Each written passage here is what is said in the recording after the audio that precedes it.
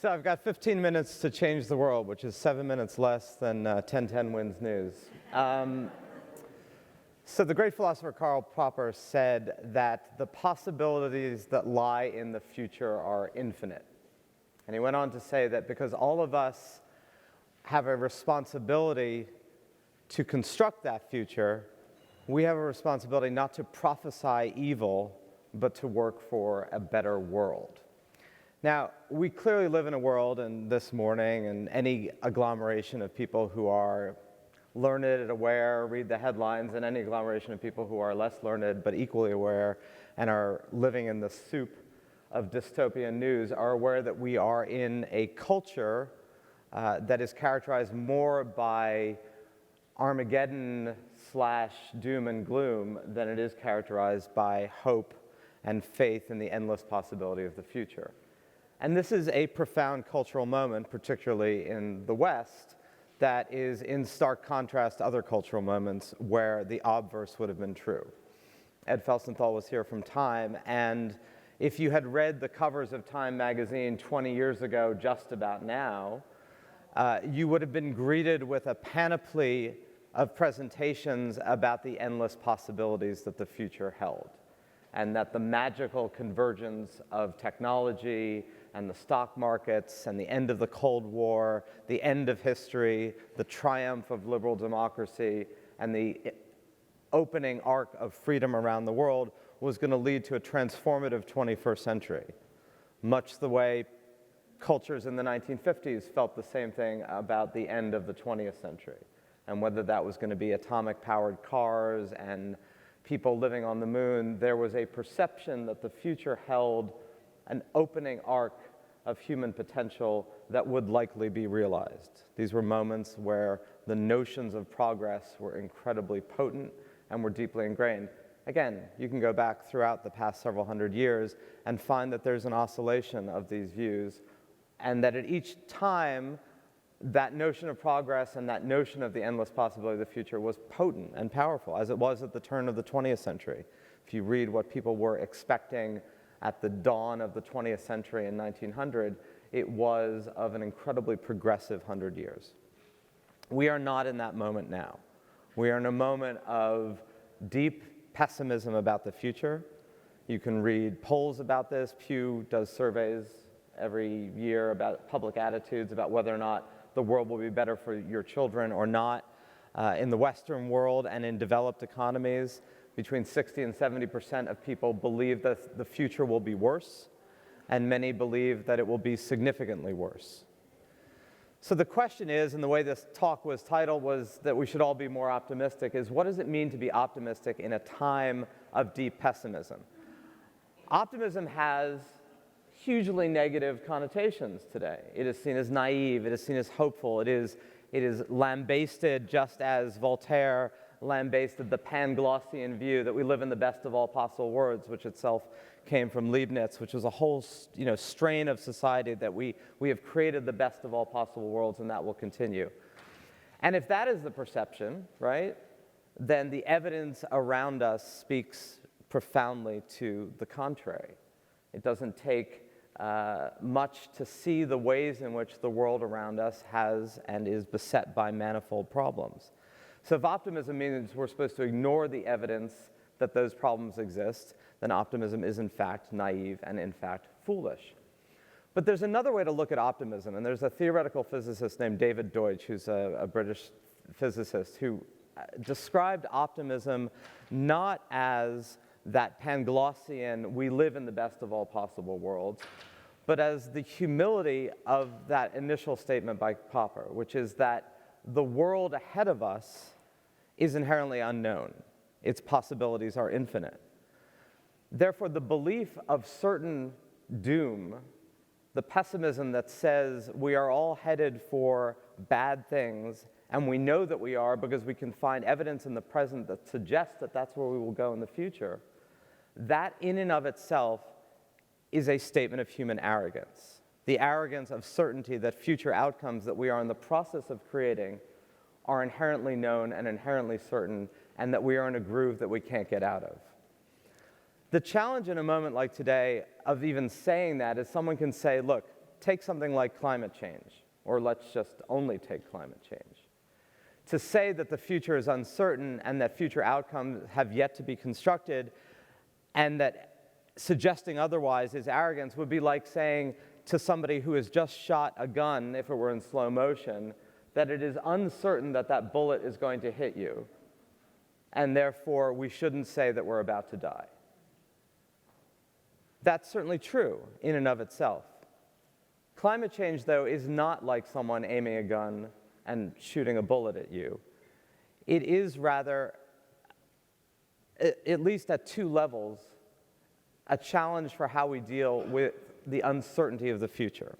And what I mean by that is, it is absolutely certain that there is climate change. It is also almost absolutely certain that human activity has not only accelerated that, but is accelerating that even more. That part is clear. It is also relatively certain that that climate change will create massive disruptions in human society in the decades ahead. What is not certain, and where optimism comes into that equation, is how human beings will adapt to that reality. So we know one thing, i.e., there is massive climate change. It will be destructive. It will be disruptive. What we don't know is how human beings will adapt to that reality. And to conflate those two things falls into that pessimism trap of, we not only know that there is a challenge here, we know exactly how human beings and how human societies will grapple with that challenge. We know absolutely one thing. We are acting as if we know absolutely the other. And this, I think, is true in general about how we are reading the present in light of what we think about the future. There are any number of people now, and I think it was in the earlier session it was alluded to, who can point to all the data about the way the world is better than most people believe it to be. Steven Pinker, who recently had a bestseller, writing about enlightenment now, saying that the world as it is now, at every metric of what human beings have wanted to look at from time immemorial, is better at every level, whether that is longevity of life, access to health care, stable societies, not as much risk of governmental and lethal harm from our neighbors, lethal harm from other societies. At every metric of what human beings have grappled with from time immemorial, the world in every place and in every area is better off, and human beings are doing better. You would think that that data, right, would be conclusive to that sentiment, but it's not. It absolutely is not. And to simply, quote chapter and verse of longevity and life to a world and cultures that are deeply aware of all the problems that beset us can feel almost infuriating at times. To say to somebody, look, a Levittown house in 1948 was the height of a middle-class existence. Does anyone know, by the way, what the average square footage of a Levittown house in 1948 was? Or just want to throw out a guess? This is one of these moments where it is done for dramatic effect, not necessarily like you should all have the answer, but at least throw out an answer. 1,500 square feet. I feel like I'm in Sotheby's now and I should do some version of an auction. I've got 1,500, 500. So it's about 800 square feet. You had 2 rooms at the top of the stairs, 2 rooms at the bottom. You had a kitchen, which didn't have a refrigerator, but it might have had an icebox.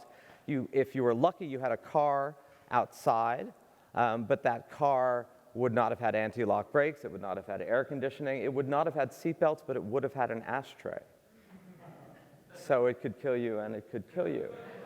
But that was seen as the apex of a middle-class existence. To say to somebody today, look how much more room you have, and look at all the pleasures and the accoutrements and the comforts, and therefore one should feel better about the world, can be legitimately insulting because it assumes that we live in every given moment with the full awareness and the full spectrum of how humanity has evolved to this point in time. We don't.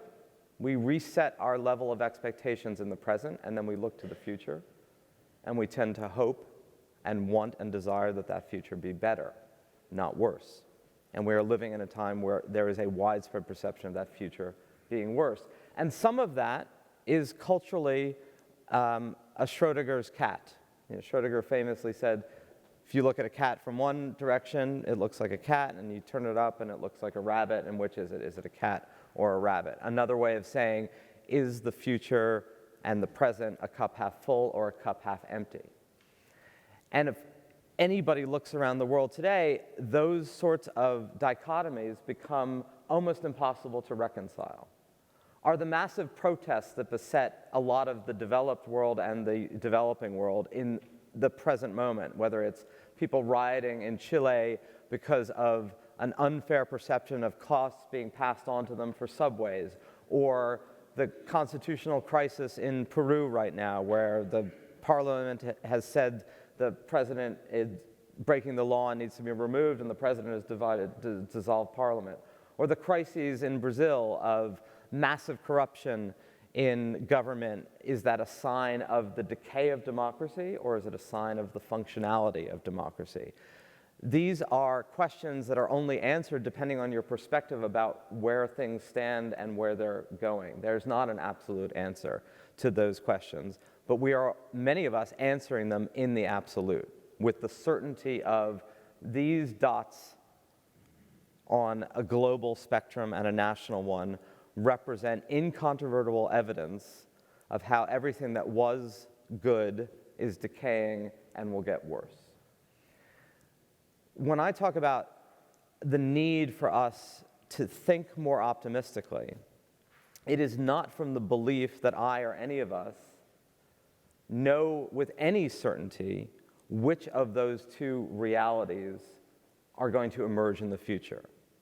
It is with the certainty that I and all of us have absolutely no idea which of those realities is going to emerge in the future, and that it behooves all of us, based on that earlier statement of how that future unfolds is in part dependent on how we unfold it, to consider the possibility that our fears in the present and our perception of decline and dystopia in the present is simply not commensurate with how that future will unfold, and that we should be paying more attention to evidence to the contrary and to analysis to the contrary before we conclude with certainty that that future that's unfolding is inherently going to be much worse. Now, there's pragmatic reasons for that, which are, if we do to some degree construct our future, believing for sure that that future is going to be worse would seem to be an element in making that statement true. Maybe not the only element, but certainly one. There's also some evidence, although, again, one can't really prove these things, that societies that believe collectively and individually that they are capable of solving their problems, often admittedly problems that they have created, are societies that do a better job solving those problems. And that societies that take a more fatalistic view of the negativity of the future tend to be more passive. The risks of believing with high levels of certainty that the future is worse are the risks that we will be overestimating the dangers that lie ahead and underestimating the opportunities. In the investing world, this could be as simple as, why is everyone buying bonds when there's no yield on bonds? They're doing so because there's a perception that everything's about to get worse, and getting as much as you can now is better than risking it all later. That's inherently a pessimistic view of an outcome. It may be absolutely the correct view, but it is a pessimistic view. If that is done in aggregate too much, it means, why would any of you follow a hope and dream? What's the point of, going to a good school and trying to start something on your own if it's all going to go to pot? And I don't mean the legalized version of that statement. So, and there's a pessimistic part where that is fueled as well, which is everybody is clamoring for that in the perception of there is a zero-sum world that's getting ever tighter, where if you don't get what you can when you can, there will be nothing left. That is not a societally healthy way to solve our issues. To try to help some of this, I've created something called the Progress Network, which we're going to launch soon, which is simply an attempt to get people whose voices and sensibilities are a little more focused on the possibilities and the potential to form a critical mass in a society where those voices are atomized. In the if it doesn't bleed, it doesn't lead world, voices to the contrary i.e. voices that suggest things may be getting better than we think, tend to get drowned out by voices that suggest that we are not. And at the end of the day, all of this is simply a plea for let's be more humble about what we think we know about the future that we don't, and less certain that we are headed toward a destination that our belief in a bad one will absolutely raise the likelihood that that's where we end up, and that we take a more open stance and a more constructive stance to our ability over the course of time to solve and clean up messes that we've created. And I'll end just with this observation. If all of human history has been a neck-and-neck race between the incredible capacity of human beings to create and the unbelievable ability of human beings to destroy, we are at least narrowly on the side of the angels because we are still here having that debate. And I would place a certain amount of faith or a certain amount of open question that we will be able to make the same statement 100 years from now that we are able to make today, and that we need to pay more attention to that possibility, whether or not that is of high probability. So those are my thoughts about optimism. Thank you.